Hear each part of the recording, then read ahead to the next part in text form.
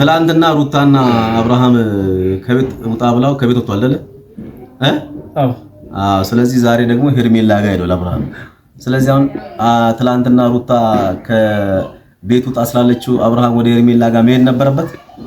አብርሃም እንግዲህ ምናልባት ያው ይሄ ሐሳብ ከተነሳ አብርሃም ወደ ሄርሜላ ተመልሶ መምጣት አልነበረበትም አብርሃም ትልቅ ስህተት ነው እየፈጸመ ያለው። በእርግጥ አሁን እንደዚህ አይነት ነገሮች ለትዳሩ ታሳቢ ያደረገ ራሱን የገመገመ አይመስለኝም።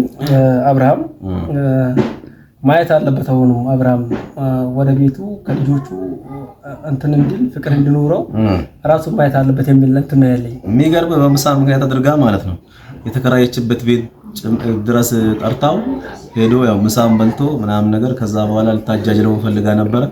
ነገር ግን እሱ አይ የራሴን ክላስ ይዣለሁኝ ስለዚህ ወደ ክላሴ ልሂድ በሚል ነው የሄደው። ምናልባት ደግሞ የፈሯት ምን ታውቃለህ? ይሄን ቤት ትቼው ቀጣይ ካንተ ጎን እከራያለሁ እንዳትለው ነው በሚል ብለዋለች እንጂ ስለዚህ ይሄ ማለት እንግዲህ አብርሃም የሆነ ሁለት እግር ነው ሶስት እግር ነው የረገጠው። እንደውም ከሁለት አልፎ ሶስተኛ እግር የረገጠ ነው ይመስለኝ። ስለዚህ እስኪ ስለ አብርሃም አቋም አንዳንድ ነገር በል እስኪ።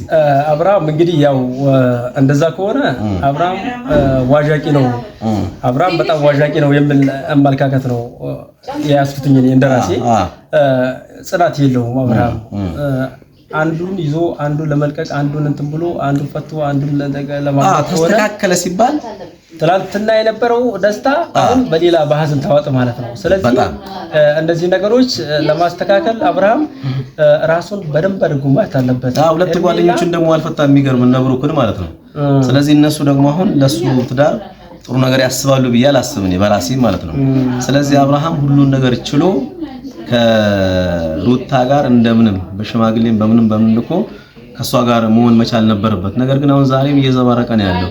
ስለዚህ አሁን የሱ መዘባረቅ የሆነ 4 ነጥብ ራሱ ያጣ ይመስለኛል። አይ ምናልባት አሁን እየተደረገ ያለው ነገር የሆነ የውሸት እንትን ነው እየተደረገ ያለው ይመስለኛል። ሳስበው ትላንትና የነበረው የጥል ሁኔታ የውሸት ይመስለኛል። አሁን ሩታም ወደ ድራማ ሄዳል። ወደ ድራማ ሄዳል። አርቲስቶች ትላንትና ያነሳነው ሐሳብ አለ።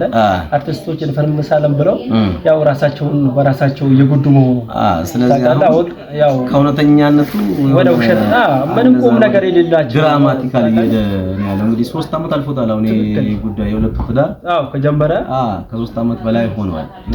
ስታየው እዚህ ጋር ተፈታ ሲባል የሆነበት እየገባ እንትን ያለበት የሆነ ሰዎችም በዛ ልክ እንትናቸውን እየቀነሱ ይሄዳሉ። ስለዚህ አሁን አብርሃም ራሱን ማየት አለበት፣ ራሱን ሁሌም ማየት አለበት። እኔ ምናልባት አብርሃም ቤተሰቦቹም ጭምር እኔ ሕክምና ቢወስዱት ተገራላውን ያስተካክሉም ጭምሮ ችግር ካለበት ማታ የነበረውን ደስታ አሁን ደግሞ በሐዘን መለወጥ በጣም ከባድ ነው እና ሄርሜላም እኔ ቢያንስ ቅናት ያቅኖጠንጣል። ትልቅ ቅናት አለባት። ያ ነው ከታረቁ በኋላ ቢያንስ የልጁን ጭንቅላት መጠበቅ አለባት የሚል ነገር ነው።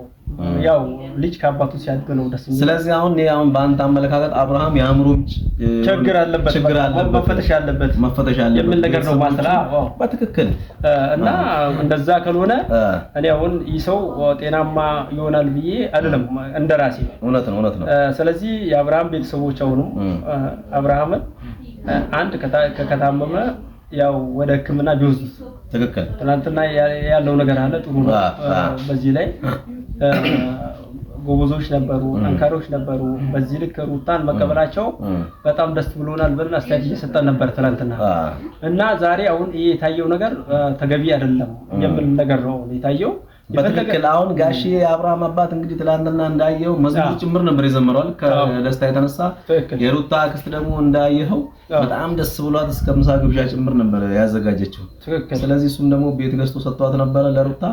ግን ያ ሁሉም ነገር በቃ ድብልቅልቅ ወጣ ማለት ነው ወደ ሄርሜላ። በጣም ነው የሚያስጠላው። እንግዲህ አሁን አብርሃም እኔ አሁን እንዴት እንደሆነ ምናልባት አሁን ቀደም እንዳልኩ ቤተሰቦቹም ጤናማ አይደሉም ወይ? አሁን ትላንትና እንዳለው ቤተሰቦቹም ጤናማ አይደሉም ወይ? አብርሃምን ለምንድን ነው የማያሳክሙት? በቃ ከታመመ ያው አብርሃም ታሟል ብዬ ነው የምገምተው። ትክክል ችግር አለበት በቃ እንዳንተ ነው የተረዳው። እነዚህ ነገሮች መፈተሽ ያስፈልጋቸዋል ቤተሰቦቹ። ሩታ ከዚህ በኋላ አብርሃም እንደዚህ አድርጎ ከወጣ እኔ ሩታ የራሷን አቋም ልትይዝ ይገባል። ቀጥ ብላ የሆነ የራሷን እርምጃ ወስዳ ኖርማሊ ልጁም እግዚአብሔር እንደፈቀደላት ሊኖር ይችላል። ስለዚህ ሩታም የራሷን አቋም መያዝ አለባት። አብርሃምም ደግሞ እኔ አሁን ሕክምና ቢገባ ትልቅ እንትን ነው ብዬ ነው ማስተላልፈው በለዚህ ሚዲያ። ስለዚህ ይሄንን ሚዲያ ሁሉም ሰው ያው በየሰዓቱ መረጃ እንዲደርሰው ሰብስክራይብ፣ ሼር በማድረግ መረጃውን እንዲደርሳቸው ቢያደርጉ ደስ ይለኛል። እንግዲህ ውድ ቤተሰቦቻችን ቤታችንን ሰብስክራይብ ያደረጋችሁ ሌሎች እንዲደርስ ላይክ፣ ሼር ያደረጋችሁ አዳዲስ መረጃዎች እንዲደርሷችሁ ያው በአቶ ጸጋዬ ስም እንጠይቃለን። የዛሬን በዚህ አበቃን። አዲስ ነገር ካለ ተመልሰን እንመጣለን።